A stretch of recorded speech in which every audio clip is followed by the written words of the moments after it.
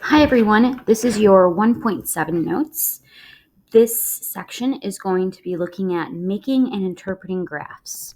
So graphs provide a way to make sense of the information that surrounds us daily. They can summarize important details and illustrate trends. In this section, you'll learn how to choose and create an appropriate graph to display information. Graphs are created to display data, which is information we find from a source or collect through an experiment. It can be quantitative, which means that the values used to describe quantities that can be counted or measured. So, example, heights, or like how many students are freshmen, how many students are sophomores, things like that. Data that provide labels or categories are considered qualitative data. This data is a type of information that is a quality or attribute. For example, car names or car colors. Looking at our bar graph, another way to display data is with a bar graph. The bars on a graph can be horizontal or vertical, touching or spaced apart. So we can have a bar graph with bars that are vertical, or we can have a bar graph with bars that are horizontal. Both do work. Bar graphs are a useful tool for making part-to-part comparisons, usually for qualitative data. To create a vertical bar graph, you'll determine the categories that will be graphed and the values to be graphed for each category. You'll draw and label the axes. You'll use values to draw and label tick marks on the vertical axis using consistent increment. This is going to be really important, that you want to make sure to use a consistent increment when you do it.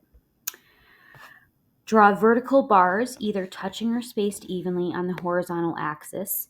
Use the tick marks on the vertical axis and the category values to determine the height of the bar.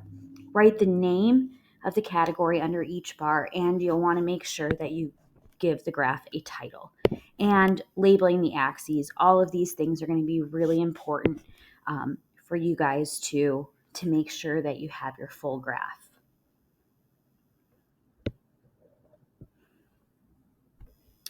Emily, here's an example. Emily receives ratings on a scale from 1 to 5 from users of an app that she created. Her ratings are as follows. So those are all the different ratings that she got. To create a vertical bar graph to display how many of each rating she received, you would first find the frequency of each rating. So you would count how many ratings were 1, 2, 3, 4, and then you'll take and create your horizontal axis, and you'll list all of the different ratings. Your vertical axis will represent the frequencies or the count. So we can see that it goes all the way from 0 to 10, and that's because our values here for frequency range from 1 to 9. And then they drew a bar for each of the categories. We're going to do the same thing. We're going to look at a Pareto chart. A Pareto chart, if we look at our definition here, is one that goes in order from tallest to shortest. So we're going to start with our tallest bar and then go to our shortest. So this one says that we're looking at the top reason for complaints from hotel guests for for room service. All right, so make sure that with a Pareto chart, we're going to do it from the bars will be from tallest to shortest.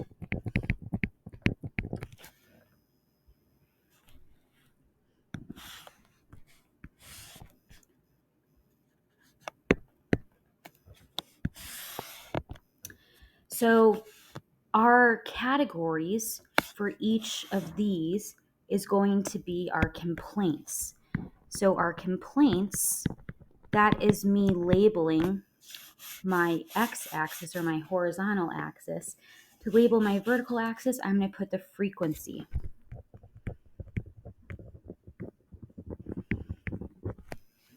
For complaints, I want to make sure to put it in order from the tallest to the shortest. So the highest bar will be late delivery. So that's going to be first.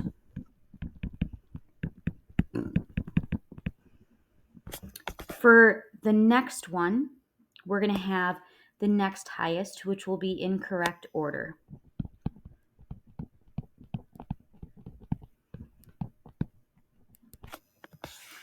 And then cold food, and then poor quality.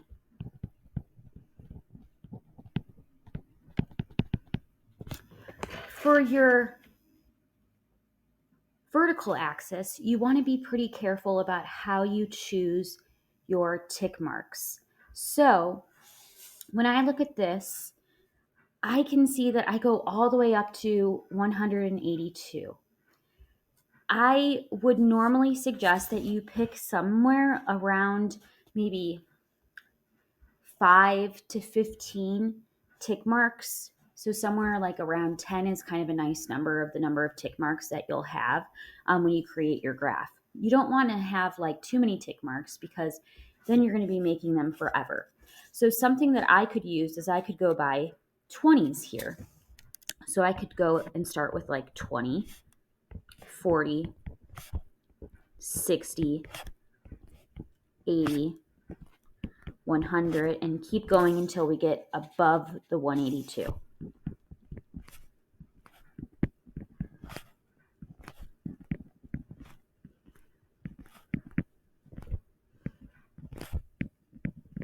Okay, so for late delivery, I'm going to have a bar that goes all the way up to 182.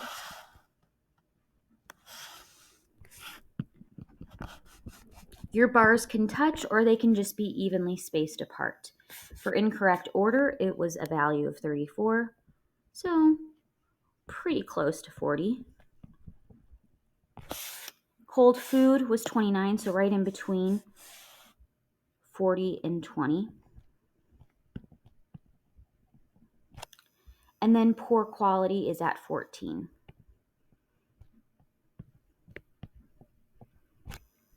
Okay.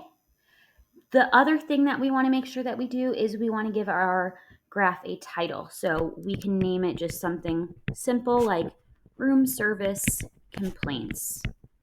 If you just named it just room service or you named it just complaints, that would honestly be fine as well. So 3 things that you should always ask yourself if you have when you create the graph.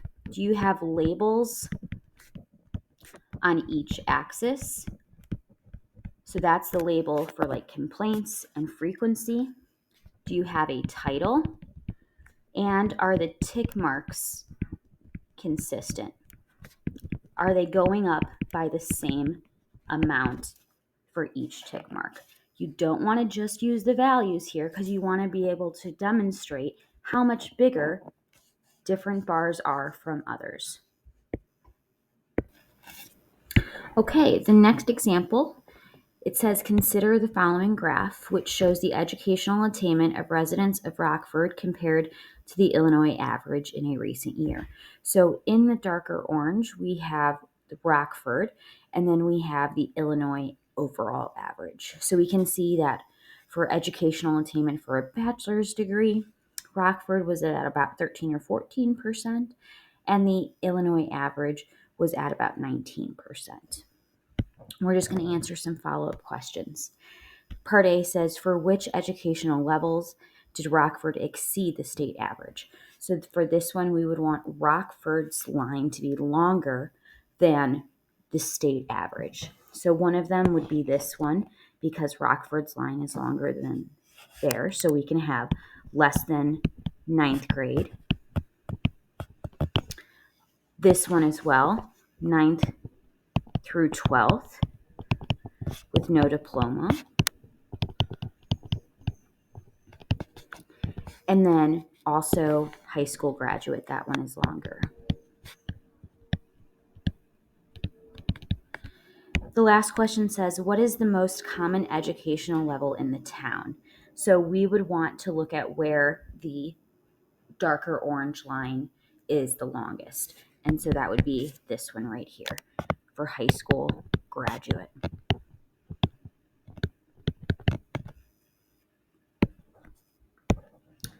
For line graphs, this is another way to display quantitative data with a line graph, which is a series of connected ordered pair data points. Since quantitative data has an implied order, we can connect the dots. So order will matter when we look at things like this. Line graphs are often used to display data that changes over time.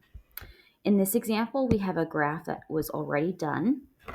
So this shows the data that accompanies the over-the-counter and prescription drugs is full of important, often mathematical information.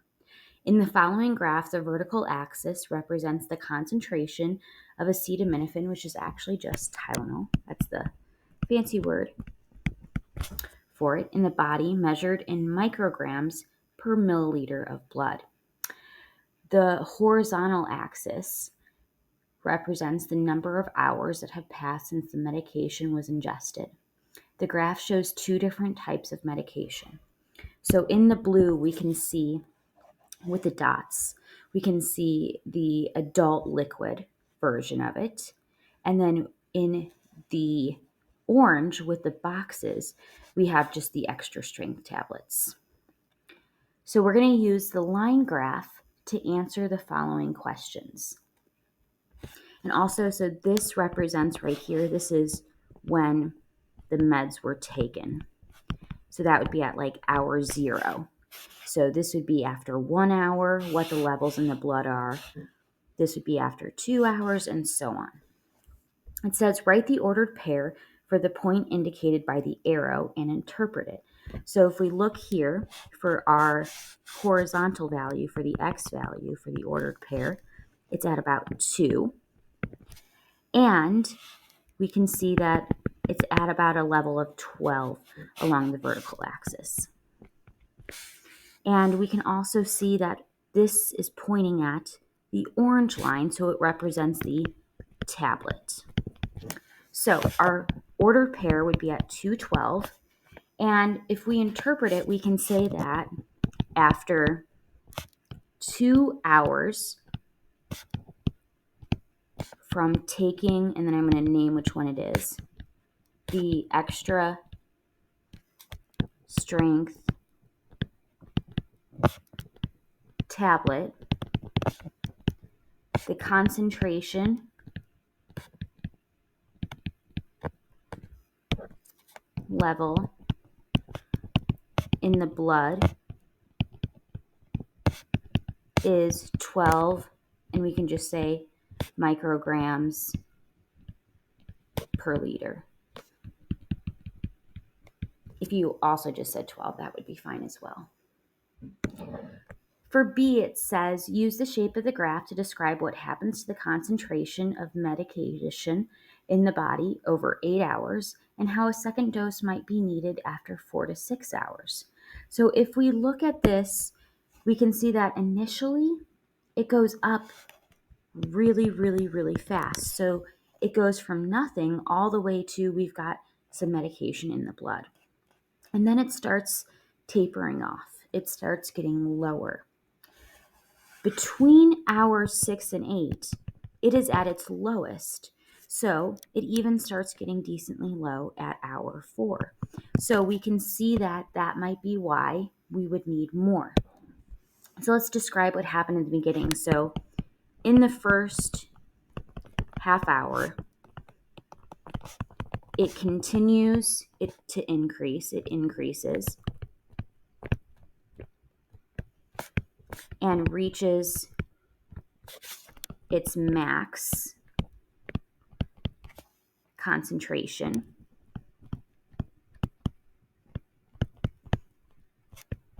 Then continues to decrease.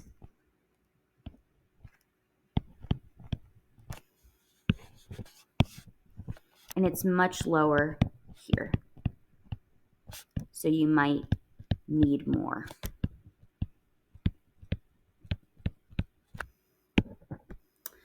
When the two formulations, it says, when do the two formulations result in the same concentration of acetaminophen in the bloodstream? And we can see that they overlap pretty much right along here. They still are a little bit different between hours 5 and 6, but by hour 6 to 8, they're pretty much overlapped completely. So we can say that it's between hours 6 and 8. Okay, this last page shows how to create a line graph. To make a line graph, you'll determine the variables that will be graphed and the values to be graphed for each variable. You'll draw and label the axes. So again, it's really important that you have both your horizontal and your vertical axis labeled. You'll use the values to draw and label tick marks using consistent increment for each axis. So not only on the vertical axis, but also on the horizontal axis, do you want to make sure that you're consistent.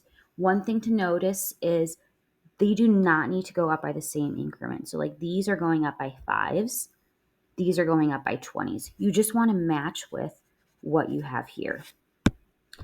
Tick marks are placed on the, and then you will plot the points and you will connect them and also make sure to give the graph a title. So something that's a little bit different is once you have all of your points plotted, you'll just connect them from left to right. Okay. This sums up what and then down below, if you just want to read this, it describes this graph for you guys as well. But that sums up your Section 7 notes. If you have questions, please feel free to reach out.